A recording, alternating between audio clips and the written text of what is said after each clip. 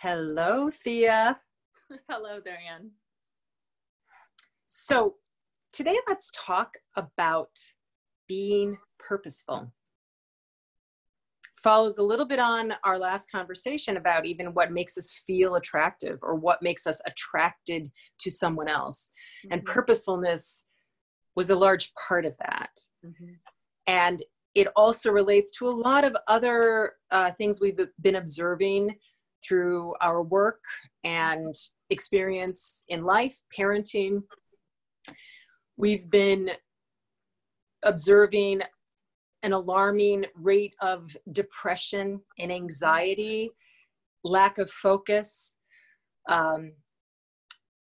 in children, in extraordinarily young children who you wouldn't be expecting that of quite yet in those typical like angsty teenage years. When children much younger than that are demonstrating symptoms and signs of depression, we need to explore that and address that in a way that we haven't been doing, obviously, very successfully in this culture, right? Yeah. And you identified the lack, it seems, at least in the communities that we are surrounded by. Granted, it's coastal California. It is there's a privilege of wealth in the areas that we live in. So I think that clouds or colors the landscape. Yeah.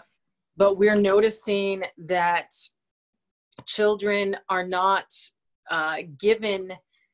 they're not used to a lot of the similar day-to-day chores, meaningful, purposeful, necessary tasks that we grew up with, right?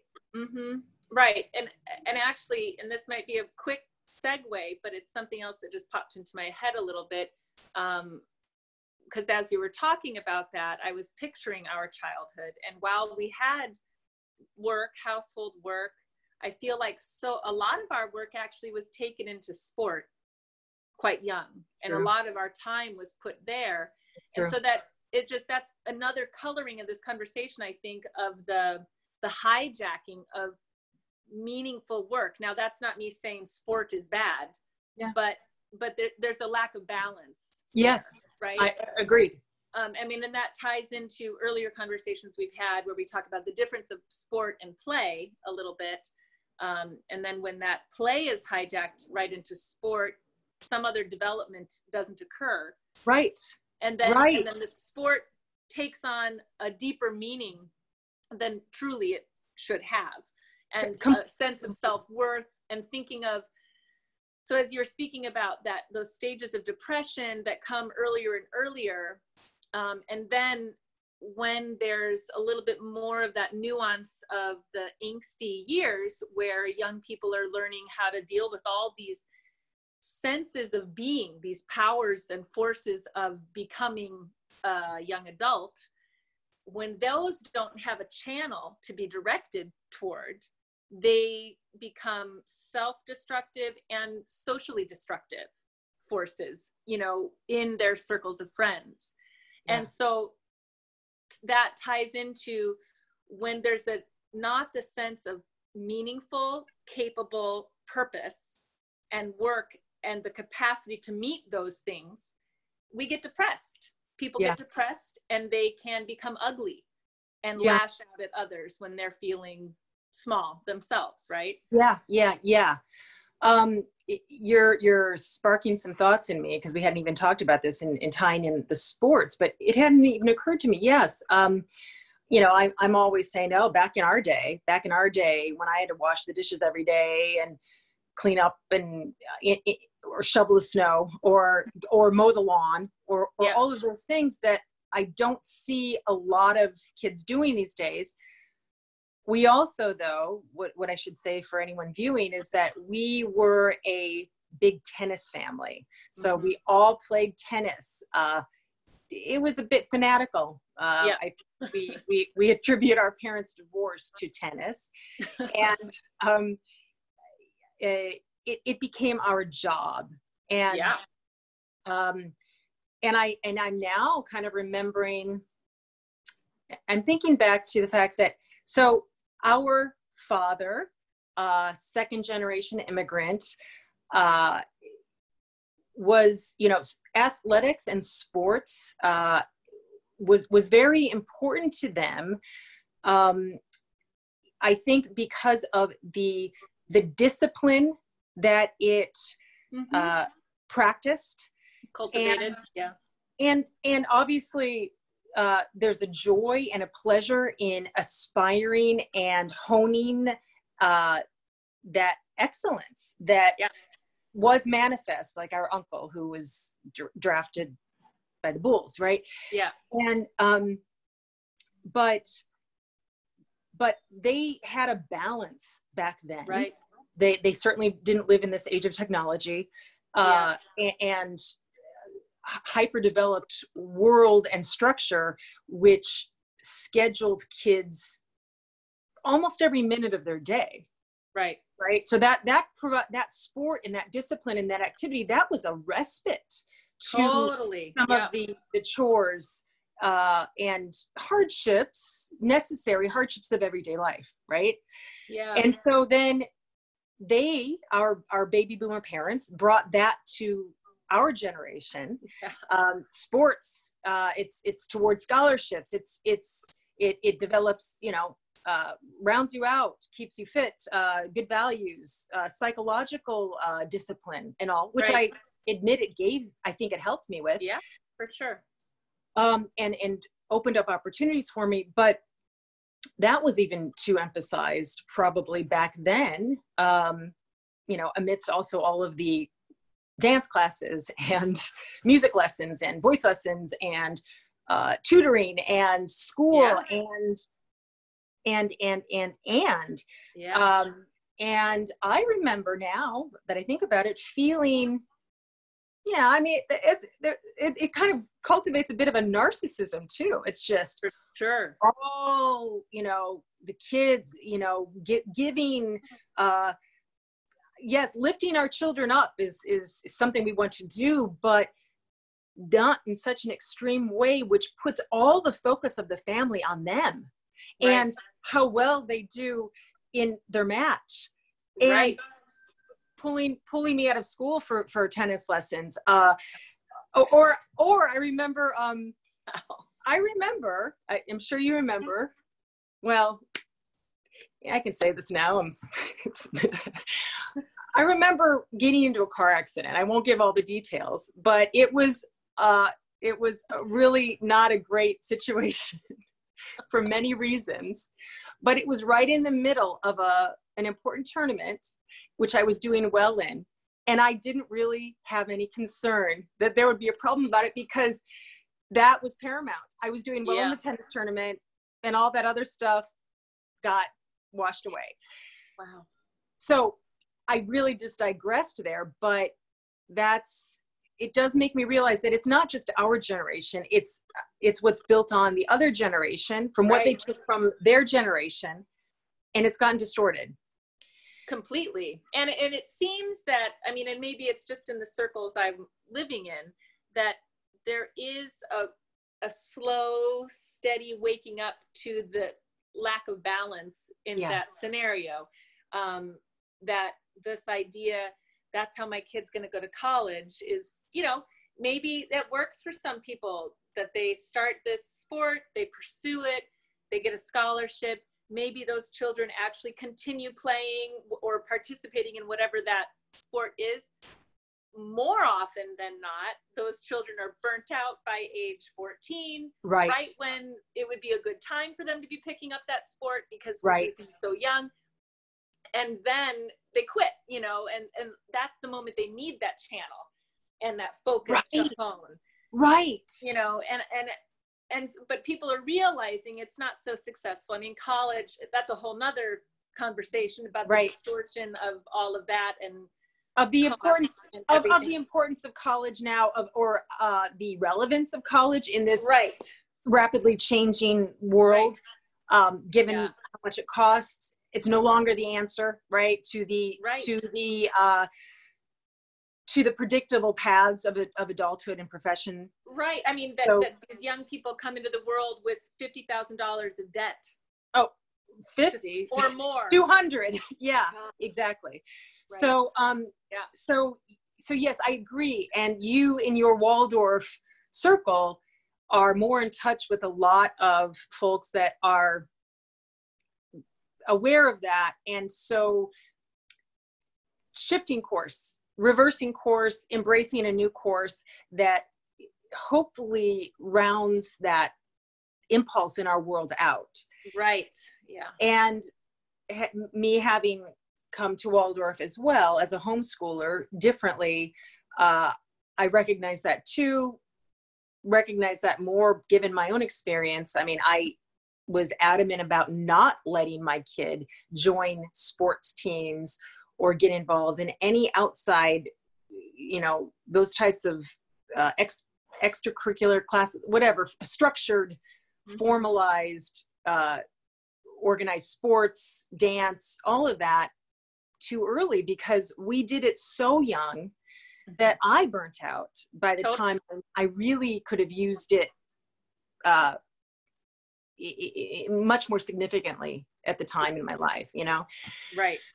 So, yeah, you know, I mean, and it's not just Waldorf education. It's all of the alternative pedagogies. It's also the increasing understanding and study into the importance of play in education, and how far we've gone away from that, and how we're trying to move back there slowly.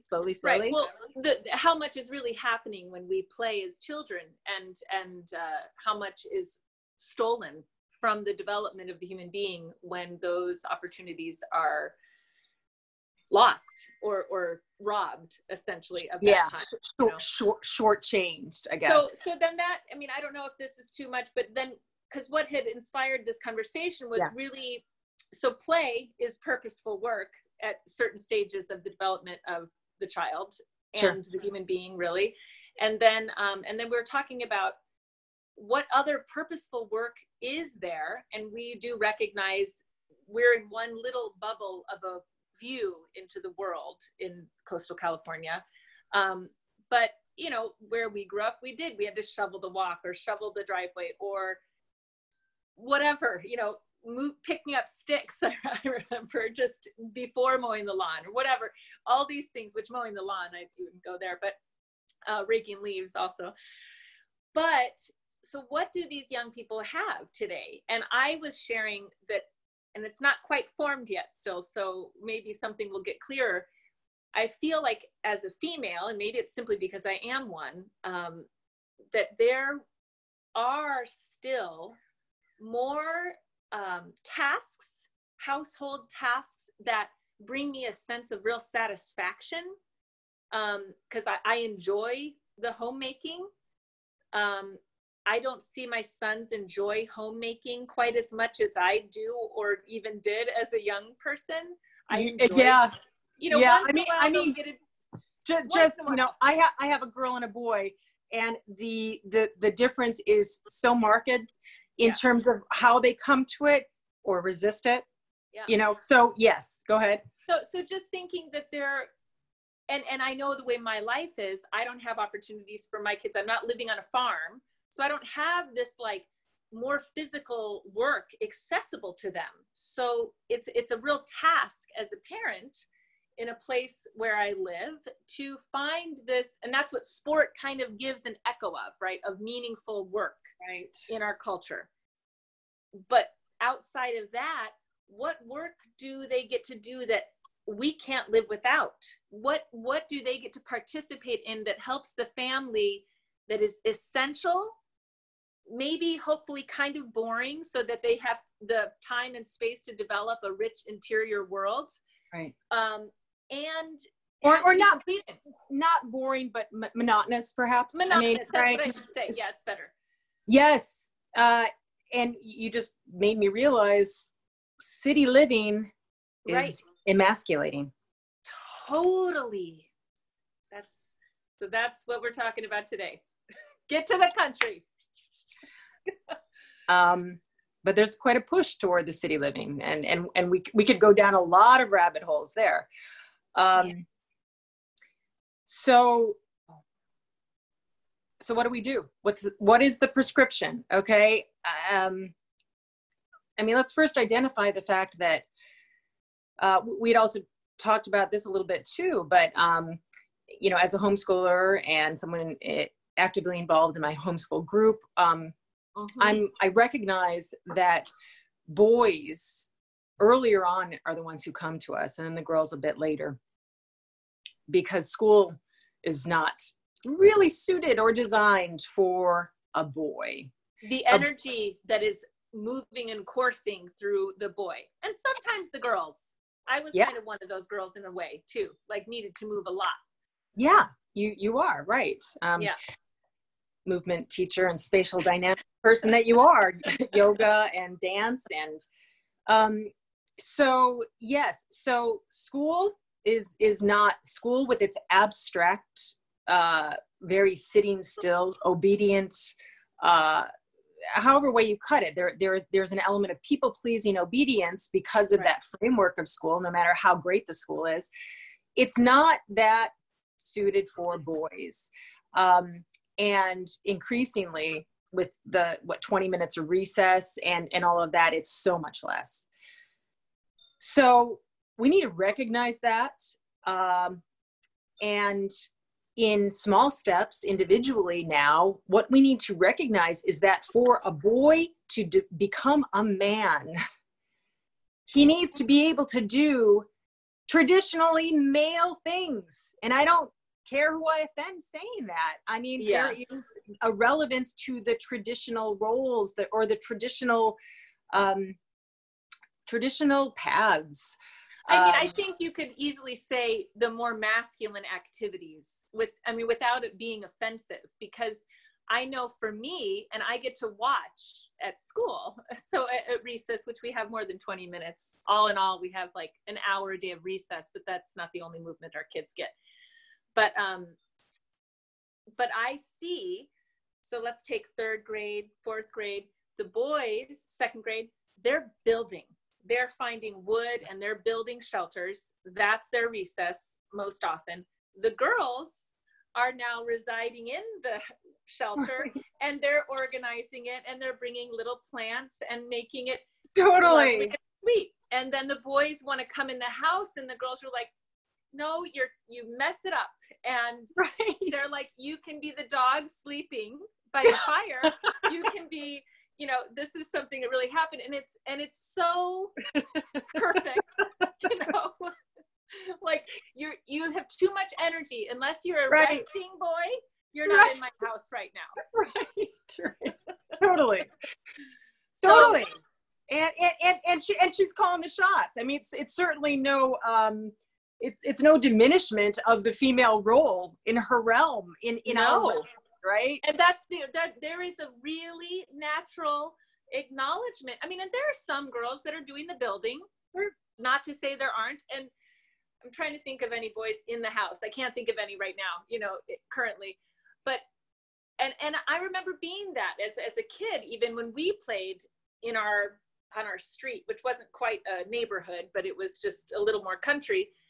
And one of our sisters was much more into, I'll build this. Yeah. And I was definitely more and I'll make it pretty. Yep. Yeah. You know? Yeah. I'll do that part. So different needs in there. Yeah.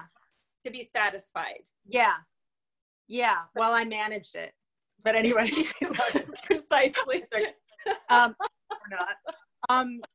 So, okay. So, you know, we're at 20 minutes. So let's, we've identified some stuff. Let's come up with a bit of a prescription for a couple minutes. So here, I don't know if this is a prescription, so my apologies again if it's not that. But I think one of the other threads I just don't want to forget was really the question of how is time spent? That portion of what makes things purposeful in our life that is so out of balance. You know, our lives are out of balance. And so what it is, it's prescription. Look at that. Boom. So it comes in as to these little moments that we get to choose. Do we make this work to survive meaningful? And do we get to put some of our creative forces towards that meaningful work? And that's simply food preparation. Do we buy prepackaged things, or do we cook? Do we take the time to cook real food? Do we, self-care products?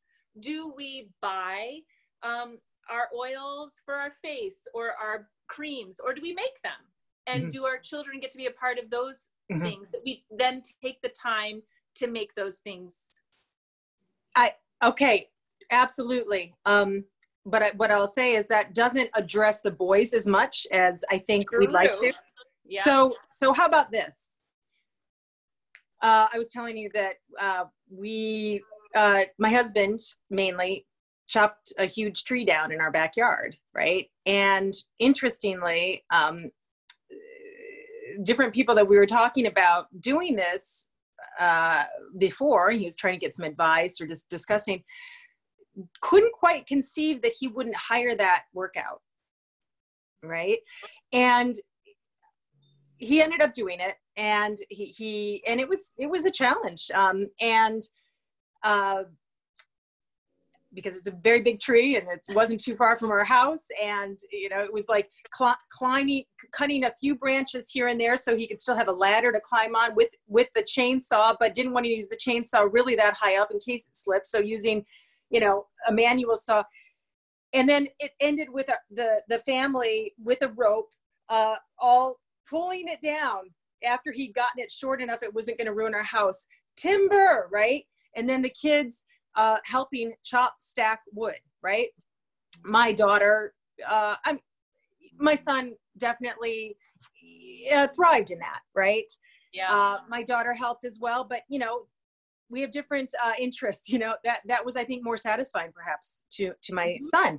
So what about just making conscious choices, as ludicrously privileged as this sounds? So it's grossing me out to even say this, but things that we would normally hire someone else to do for us that we've never done before, that do fall under that realm of like building and physical labor and fixing and fixing. Taking apart and putting back together, fixing the toilet, fixing the faucet, painting the front door, the fence, Tom Sawyer, Huck Finn. What about making small conscious choices, even though it's not as efficient? Perhaps maybe you can justify the money because the time it's going to save, you don't have to manage your kid, all of that. Right. Let's start giving our kids more of those meaningful tasks to do. Yeah. And see what happens and what comes from that. Right. Yes. That's an idea. I mean, because we want to be able to help our children and help ourselves become more capable to meet what comes, whatever that is. So we need the opportunities to fail, to practice the things that we're doing and build the muscles. We also need to recognize, I mean, I've heard this argument before that, well, the world is, basically everyone's becoming coders, right? I mean, the world's all computerized, technology, robotics. Why fight it? If you're going to succeed, I mean, put your energies there. Well, I don't think that's I don't think that is a healthy approach to helping children develop. I don't think that we should reject that awareness of where the world is and exposure to that at the appropriate times and cultivating those skills. But if we just move in that direction only and put all of our efforts in that abstract video game, whatever learning, we are certainly very weakened. Another aspect of us is weakened. And if that whole framework isn't there, suddenly, or wherever you go in the world or whatever, your competence is greatly compromised. So let's work toward, no matter where we think the world is going, still exercising all aspects of our human beingness, physical and mental, emotional and spiritual. So, you know, that's the general prescription. Let's determine to make this, continue this, the next one. Yeah, part for sure. Of it. There's more avenues to go down. Yeah. We're just getting it started. So thanks Yeah. for touching in. It's just something that's been on my mind. Yeah. Definitely lately. And looking around. So thanks. Yeah. You too. Have a good one. You too. Bye. Hold on and let me figure out how to press these buttons. Let's see.